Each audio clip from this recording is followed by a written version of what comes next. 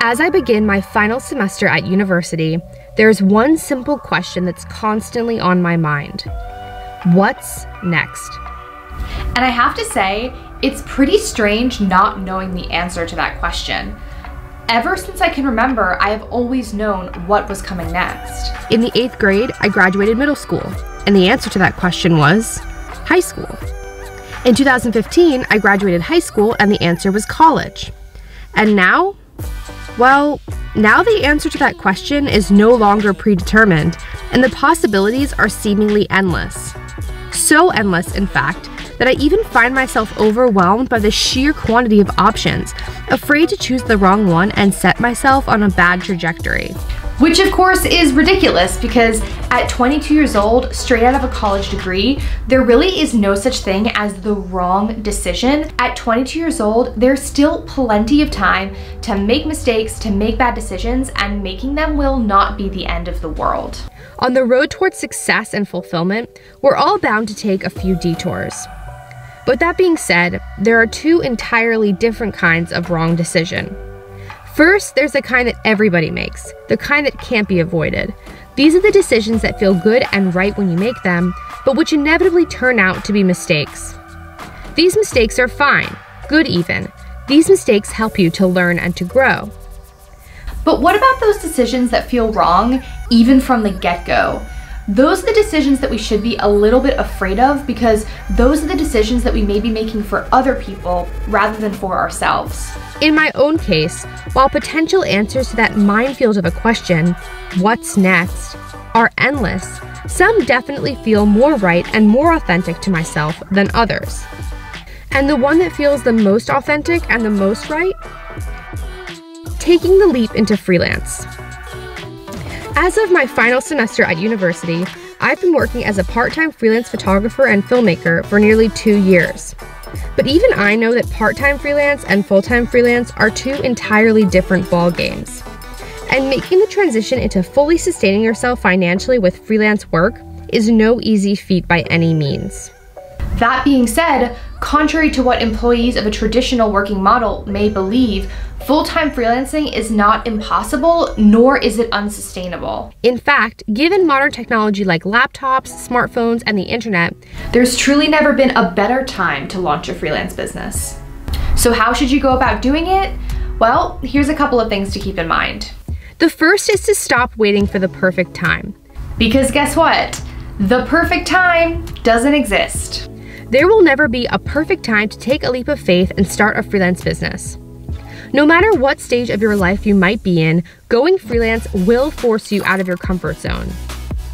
If you've been an employee of the same company for a decade, the thought of changing course will always be terrifying. If you have children to provide for, the seeming instability of freelancing will forever seem daunting. And if you're like me, fresh out of college and ready to enter the workforce, the temptation to sign the first contract that is offered to you in hopes of securing a real job will not suddenly lose its appeal. No matter where you are in your career, there's no use waiting around for a major lifestyle shift like taking the leap into freelance to feel like an easy, comfortable decision. It's never going to be, and so it's up to you to overcome that fear of following a non-traditional path before you can ever truly commit to being a freelancer or an entrepreneur.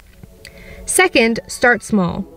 Just because you recognize that there's no perfect time to go freelance doesn't mean that you should put everything you've worked for on the line or uproot your whole life all at once.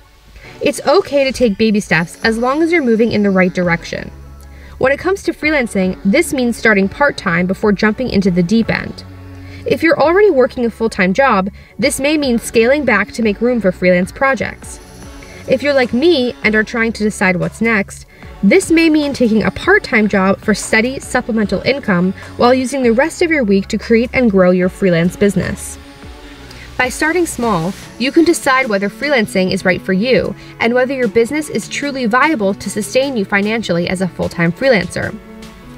While you shouldn't be afraid to shift direction, it's a whole lot easier and more financially responsible to first test the waters as a part-time freelancer before really committing yourself to working full-time as a freelancer or a business owner.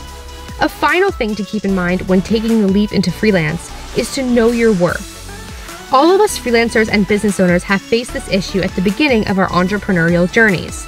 It's hard to know how much our service is truly worth, and easy to undermine our worth by convincing ourselves that in being new to freelancing, our work is somehow worth much less than the going rate.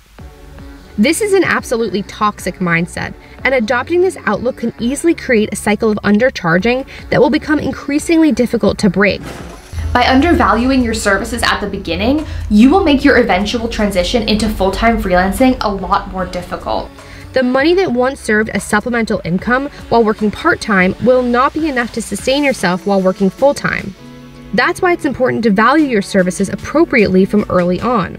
While there's no equation to arrive at the perfect price for your service, make sure your rates reflect all the time spent growing your business, not just working with clients, but also building a website, answering emails, and other administrative tasks which, although seemingly unimportant, are actually integral to your work. It's one thing to know what decisions you want to make and another thing entirely to make them, and starting a freelance business is a decision like any other. But if you're like me and you find yourself wondering what's next, then taking the leap into freelance just may be the answer to that question. And while it will never be the perfect time to go freelance, well, it may just be the right time.